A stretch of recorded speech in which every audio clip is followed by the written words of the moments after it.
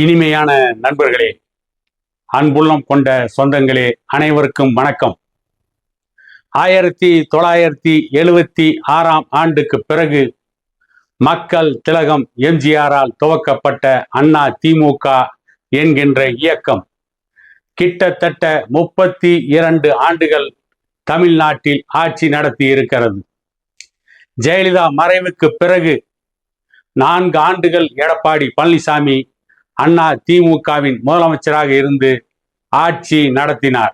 ஆனால் நடந்து முடிந்த சட்டமன்ற தேர்தலுக்கு பிறகு அண்ணா திமுக கூடாரம் கலகலத்து போய் இருக்கிறது. அண்ணா திமுகவுடன் கூட்டணி வைத்த அன்புமணி அண்ணா திமுகவை விட்டு வெளியேறி வெற்றி பெற்ற நடிகர் விஜய் அறுதி பெரும்பான்மை கிடைக்காமல் இருக்கின்ற காரணத்தால் அவருடன் கூட்டணி சேர்ந்து அவருடைய ஆட்சியில் அமைச்சரவையில் பங்கு பெறலாம் என்று நினைத்தார். ஆனால் அன்புமணிக்கு முன்பே அண்ணா திமுகவின் சி.வி. சண்முகமும் வேலுமணியும் முன்னாள் அமைச்சர் கருப்பண்ணனும் முந்தி கொண்டு விட்டார்கள். என்ன நடந்து கொண்டிருக்கிறது அண்ணா திமுக கூடாரத்தில்? நடிகர் விஜய்க்கு 107 சட்டமன்ற தொகுதிகளில்தான் வெற்றி கிடைத்திருக்கிறது.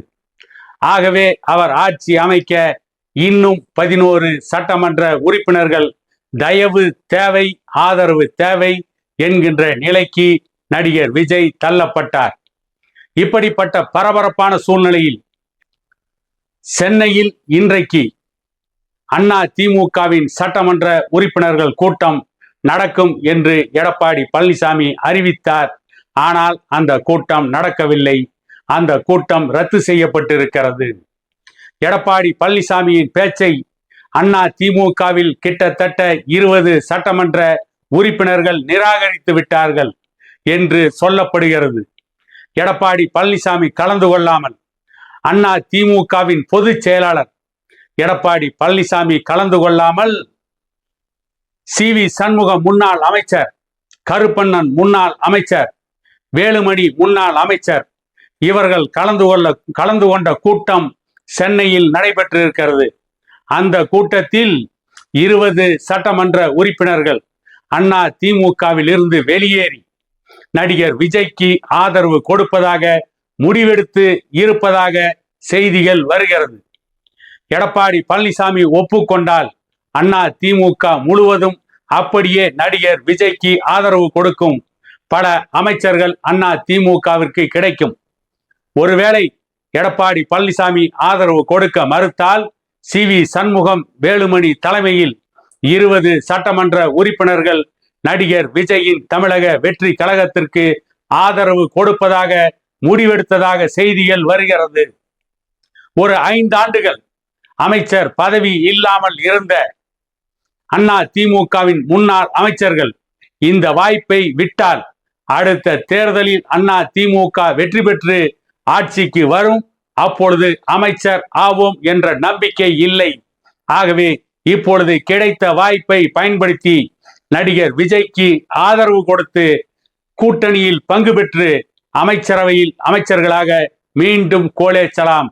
இன்னொரு 5 ஆண்டுகள் அமைச்சராக நீடிக்கலாம். அடுத்த சட்டமன்ற தேர்தல் வருகின்ற பொழுது பார்த்து கொள்ளலாம் என்று அண்ணா திமுகவின் சி.வி. சண்முகம், வேலுமணி, கருப்பண்ணன் போன்றவர்கள் முடிவு செய்து விட்டார்கள். இவர்களுக்கு அண்ணா திமுகவில் முன்பு அமைச்சராக இருந்த செங்கோட்டையன் இப்பொழுது தமிழக வெற்றி கழகத்தில் சட்டமன்ற உறுப்பினராக வெற்றி பெற்றிருக்கிறார். அவருடைய ஆதரவு இருக்கிறது என்றும் பின்னாளில் இருந்து இவர்களை பாரதிய ஜனதா கட்சி இயக்குகிறது. இவர்கள் பின்னணியில் அமித்ஷா இருக்கிறார். நடிகர் விஜய் பாரதிய ஜனதா கட்சியின் கையை மீறி காங்கிரஸ் கட்சியின் கட்டுப்பாட்டுக்குள் சென்றுவிடக் கூடாது. திமுக கூட்டணி கட்சிகள் நடிகர் விஜய்க்கு ஆதரவு கொடுத்து நடிகர் விஜய் அமைச்சரவை அமைத்து தனி பெரும்பான்மையை அவர்கள் வழியாக சட்டமன்றத்தில் நிரூபிக்க கூடாது என்று ஒரு திட்டத்தை தீட்டியிருக்கிறார்கள். நடிகர் விஜய் பாரதிய ஜனதா கட்சியின் கட்டுப்பாட்டில் தான் இயங்க வேண்டும். சொல்ல போனால் நடிகர் விஜய் பாரதிய ஜனதா கட்சியின் எடுப்பார் கைப்பிள்ளையாக இயங்க வேண்டும் என்று முடிவெடுத்து விட்டதால் ஏற்கனவே பாரதிய ஜனதா கட்சியோடு இணக்கமான போக்கில் இருக்கின்ற வேலுமணி, கருப்பண்ணன், சி.வி. சண்முகம் போன்றவர்கள் அமித்ஷாவின் கூற்றை கேட்டு அமித்ஷா விரித்த வலையில் அவர்கள் விழுந்தார்கள். ஆகவே அமித்ஷாவின் பேச்சை கேட்டு இப்பொழுது அண்ணா திமுகவை பிளவுபடுத்துகின்ற சூழ்நிலைக்கு அவர்கள் சென்று விட்டார்கள். இன்றைக்கு எடப்பாடி பழனிசாமிக்கு இருக்கின்ற ஒரே வழி சி.வி. சண்முகம், கருப்பண்ணன், வேலுமணி ஆகியோரின் பேச்சை கேட்டு தமிழக வெற்றி கழகத்திற்கு ஆட்சி அமைக்க ஆதரவு கொடுப்பது. இல்லையேல் அண்ணா திமுக இரண்டாக உடையும்.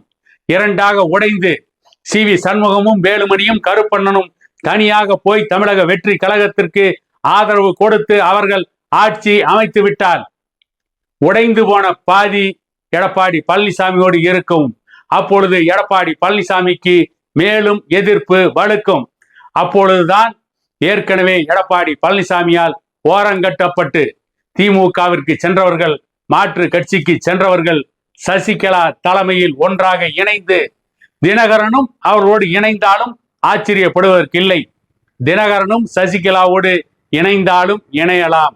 அப்படி அவர்களெல்லாம் இணைந்து எடப்பாடி பழனிசாமியுடைய பொது செயலாளர் பதவிக்கு வேட்டு வைத்துவிட்டு அண்ணா திமுக என்கின்ற இயக்கத்தை சசிகலா கைப்பற்றக்கூடிய வாய்ப்பும் இருக்கிறது என்ற செய்திகள் வந்து கொண்டிருக்கிறது.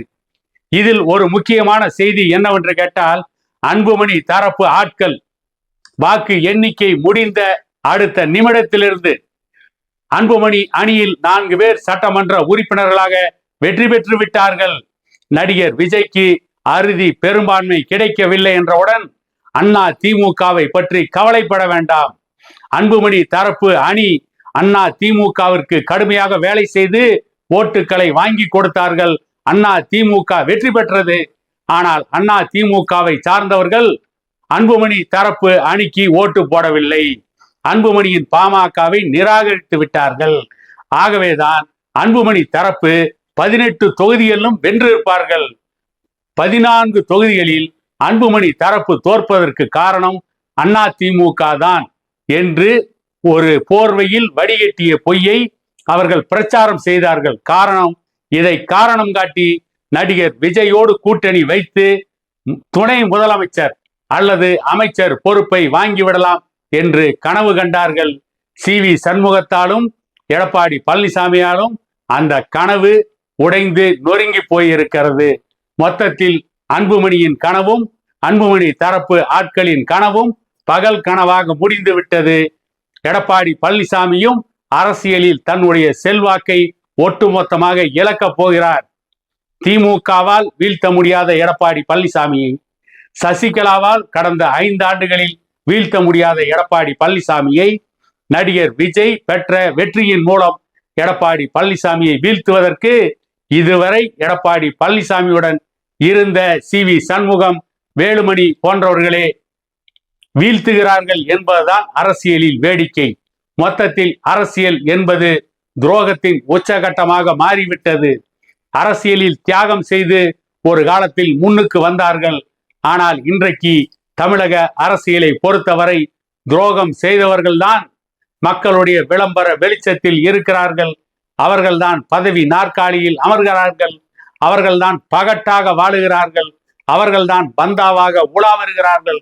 துரோகம் என்பது தமிழக அரசியலில் அங்கீகரிக்கப்பட்ட ஒன்றாக மாறிவிட்டதா என்கின்ற ஆச்சரியம் ஏற்படுகிறது. இருந்தாலும் துரோகிகள் நீண்ட நாள் வென்றதில்லை. மீண்டும் துரோகிகள் அதல பாதாளத்தில் வீழ்ந்திருக்கிறார்கள் என்பதற்கு வரலாற்றில் பல அடையாளங்கள் உண்டு. மீண்டும் ஒரு நிலை வரும். அரசியலில் தியாகிகள் கோலேச்சுகின்ற காலம் வரும். அதுவரை இப்படிப்பட்ட அவலங்களை தமிழகம் சந்தித்துத்தான் தீரும். எடப்பாடி பழனிசாமி மற்றவர்களுக்கு எதை கொடுத்தாரோ அதே இன்றைக்கு அவரை நோக்கி திரும்பி பாய்கிறது என கூறிக்கொண்டு, அண்ணா திமுகவின் பிளவு தடுக்க முடியாது என்கின்ற அளவிற்கு சென்று விட்டது. அன்புமணியின் ஆசையும் நிராசையாகிவிட்டது என கூறிக்கொண்டு மீண்டும் ஒரு காணொளியில் உங்களை சந்திக்கும் வரை உங்களிடமிருந்து விடைபெறுவது உங்கள் எடப்பாடி துரைசாமி.